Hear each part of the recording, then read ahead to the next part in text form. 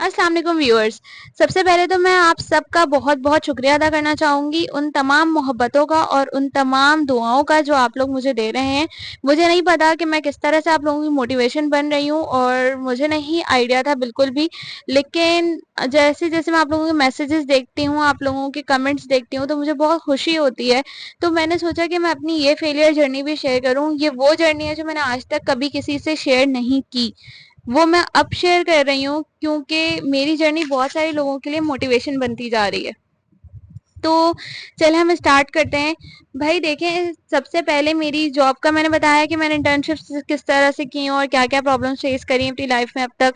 लेकिन अब मैं बताती हूँ कि मैंने जॉब के इंटरव्यूज़ पे क्या-क्या चीज़ें फेस करी। तो 16 फरवरी 2024 मेरी कॉर्पोरेट लाइफ का पहला इंटरव्यू जो कि था टेब्रोस फार्मास्यूटिकल्स कराची में। वहाँ पे मैं इंटरव्यू देने गई थी as a quality control officer और मेरा इंटरव्यू का टाइम था 4 बजे। 4 बजे के टाइम पे मुझे बुलाया गया था कि आपका जो रिपोर्टिंग टाइम है वो 4 बजे, और मैं पहुंची थी वहाँ पे 4:30 बजे, आधे घंटे लेट। तो ये वो पहली मिस्टेक थी जो मैंने अपने इंटरव्यू पे की थी। सेकंड ऑफ ऑल कि मैं मेंटली तौर पे प्रिपेयर नहीं थी। मैं वहाँ गई थी क्वालिटी कंट्रोल का इंटरव्यू देने, लेकिन मुझे किसी भी तरह से क्वालिटी कंट्रोल ऑफिसर की क्वेश्चंस आंसर्स की प्रिपरेशन नहीं थी। मैं जस्ट जितना कुछ मैंने अपनी जो यूनिवर्सिटी लाइफ में पढ़ा हुआ था, बस मैं उसी के बारे में सोच के चली गई। हालांकि जो हमने पढ़ा है और जो हमसे क्वेश्चन आंसर्स किए जाते हैं उसमें बहुत डिफरेंस होता है। हमें किसी भी यूनिवर्सिटी का कोई भी टीचर हमें इस बात पे प्रिपेयर नहीं करता कि जब हम इंटरव्यू देने के लिए जाएंगे तो हम किस तरीके से हमें जो है आंसर्स करने हैं और हमसे पहला सवाल क्या होता है। एक ये मेरी मिस्टेक थी वहाँ पे। सेकंड ऑफ ऑल जो मेरी मिस्टेक वो ये थी कि मुझे इंटरव्यू पे जाने के जो एथिक्स होते हैं एट दैट टाइम वो भी नहीं पता थे। एथिक्स यानी कि आपके जो बॉडी लैंग्वेज है वो, आपके जो ड्रेसिंग कोड है वो, मुझे ये भी नहीं पता था। और 99% किसी को भी नहीं पता होता। 99% बच्चों को इस एट दैट टाइम जब वो अपना पहला इंटरव्यू देने जाते हैं तो उन्हें नहीं पता होता कि क्या इनका ड्रेस कोड होता है, ड्रेस कोड में क्या इनका कलर कोड होता है, लड़कों का क्या होता है, लड़कियों का क्या कलर कोड होता है, कुछ भी नहीं पता होता। तो इन सारी चीज़ों के साथ मैं इंटरव्यू देने चली गई थी, तो फेलियर तो कंफर्म था मेरे लिए।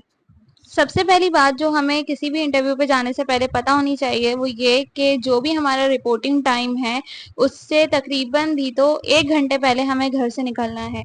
आधे घंटे पहले भी अगर हम घर से बाहर निकलते हैं इंटरव्यू पे जाने के लिए, क्योंकि हम फर्स्ट टाइम जा रहे होते हैं, जगह का भी नहीं पता होता, रास्तों का भी कोई आइडिया नहीं होता, तो ये हमें हमारे लिए एक प्रॉब्लमेटिक बात हो जाती है कि हम टाइम पे नहीं पहुंच सकते। 1 से 1.5 घंटे पहले तो लाजमी आप अपने घर को छोड़ दें जहां भी आप इंटरव्यू देने जा रहे हैं, चाहे आप कराची के अंदर रहते हुए कहीं इंटरव्यू देने जा रहे हैं या कराची से बाहर किसी भी सिटी से आप मुझे देख रहे हैं, तो मैं आपको यही सजेशन दूंगी कि आप 1 से 1.5 घंटे पहले अपने घर को लीव कर दें जहां भी आप इंटरव्यू देने जा रहे हैं।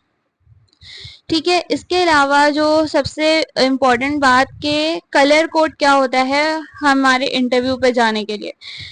लड़कियां अगर जो है इंटरव्यू देने जा रही हैं तो उनका कलर कोड होता है नेचुरल और लाइट कलर्स। लाइक जो हमारे पास जो नेचुरल टोन्स आ रहे हैं, जैसे पेस्टल कलर्स आते हैं, लाइट ग्रीन कलर्स आते हैं, लाइट पिंक कलर्स आते हैं, या जो सॉफ्ट कलर्स होते हैं ना जिसको देख करके एक सॉफ्टनेस वाली एहसास होती है, हमें सॉफ्ट फीलिंग्स आती हैं, और वो भी वन कलर कोड। ये नहीं कि जो है आपने जो है कमीज किसी और कलर की पहनी हुई हो, किसी शॉकिंग पिंक कलर की कमीज पहन ली हो और किसी जो है लाइक कोई और लाइक डार्क ग्रीन कलर की जो है स्कार्फ लिया वो, इस तरह का कलर कोड बिल्कुल भी नहीं चलता, या ब्लैक कलर का ट्राउजर।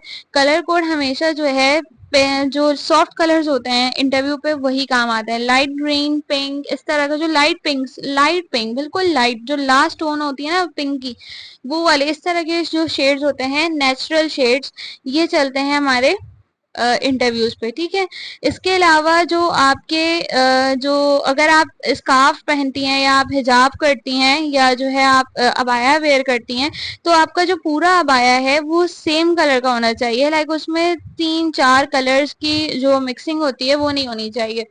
इसके अलावा जो आपका स्कार्फ हो वो भी सेम आपके अबाया के कलर का ही हो। ये ना हो कि आपने अबाया ब्लैक कलर का पहना है और आपने स्कार्फ ब्लू कलर का ले लिया है। इस तरह के डिफरेंट कलर जो 3-4 कलर के बन के जाते हैं, ऐसा बिल्कुल नहीं करना। अच्छा, इसके अलावा अगर मैं ये बोलूँ कि जो आपके शूज़ होने चाहिए वो किस तरह के होने चाहिए? आपके शूज़ होने चाहिए बिल्कुल लाइक जो बंद होते हैं सामने से, शूज़ इस तरह के पहनने हैं। ये आपको ओपन फ्लैट चप्पल या इस तरह की जो भी सैंडल्स होती हैं, जो फ्रंट से ओपन हुई हुई होती हैं, इस तरह की आपको बिल्कुल नहीं पहननी। आपको वही वेयर करना है शूज़ में, ये जो आपके बंद हो, ठीक है? इसमें ज़्यादा अच्छे स्नीकर्स काम आते हैं, या जो खूसे होते हैं, जो भी फॉर्मल ड्रेसेस होती हैं। सबसे पहले तो आपको फॉर्मल ड्रेसिंग करनी है। आपने जो है पैंट शर्ट नहीं पहननी, आपने जो है ट्राउजर्स वगैरह नहीं वेयर करने, आपने इस तरह के कुछ भी जो शॉर्ट शर्ट्स या ट्राउजर्स हैं इस तरह नहीं वेयर करने।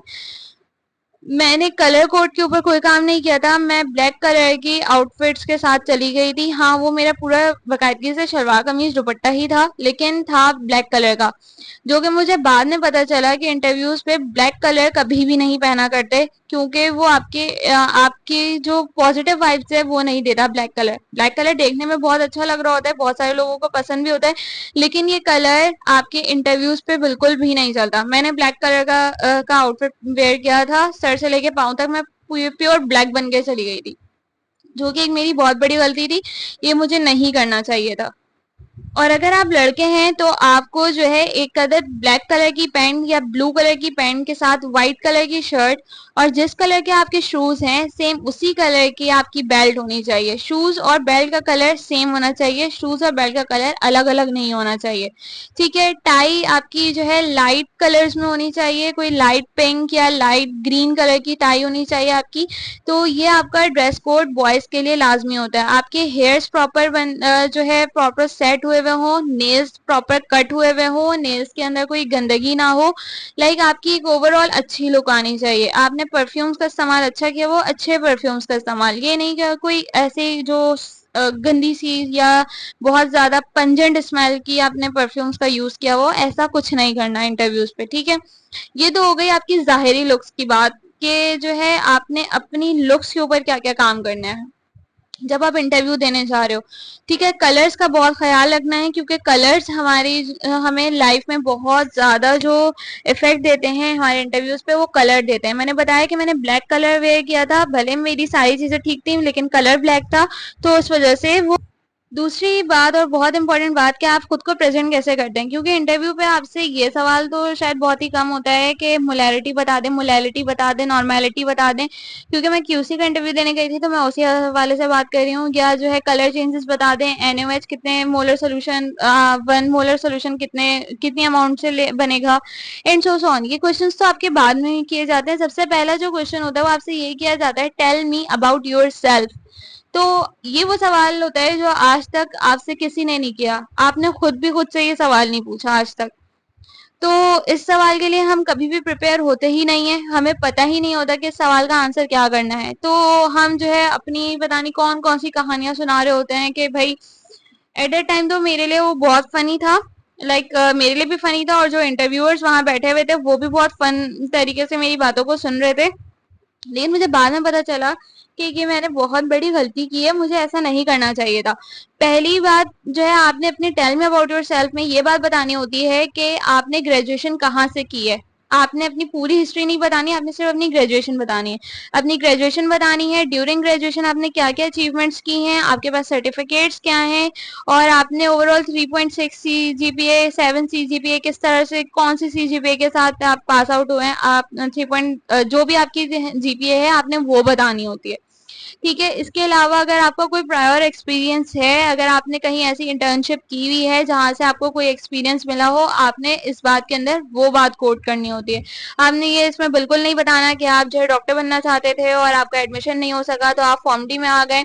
अब आपने फॉर्म डी में आने के बाद जो है कोई खास दिल लगा के यहाँ पे पढ़ा नहीं है, और ये वो इस तरह की नेगेटिव कमेंट्स, नेगेटिव बातें तो बिल्कुल भी इंटरव्यूअर्स के साथ नहीं करनी। अगर आपको इंटरव्यूअर ये सवाल करता है, जो कि मुझसे, ये मेरी इस करंट जॉब पे भी मेरे जो सीनियर मैनेजर थे हैं इस वक्त, उन्होंने मुझसे पूछा था कि आप जो है फार्मासिस्ट बाय लक बनी है या बाय चॉइस बनी है, तो मैंने झूठ बोला था, ये मेरा झूठ था। मैंने कहा कि मैं बाय चॉइस बनी हूँ, हालांकि मैं बाय लक फार्मासिस्ट हूँ। तो हाँ, मैंने यहाँ पे एक झूठ बोला था क्योंकि मुझे जॉब चाहिए थी, और जो है हर चीज हमें सच सच नहीं भी बता सकते, तो कहीं कहीं आपको झूठ बोलना पड़ता है। जहाँ पे आपने पॉजिटिव वर्ड्स का इस्तेमाल करना है, और जो है आपने अपने ड्रेसिंग कोड्स का बहुत ज्यादा ख्याल रखना है। इसके अलावा तो आपसे सिर्फ और सिर्फ फिर जो है वही क्वेश्चंस किए जाते हैं जो आपके सीवी पे लिखे हुए हो।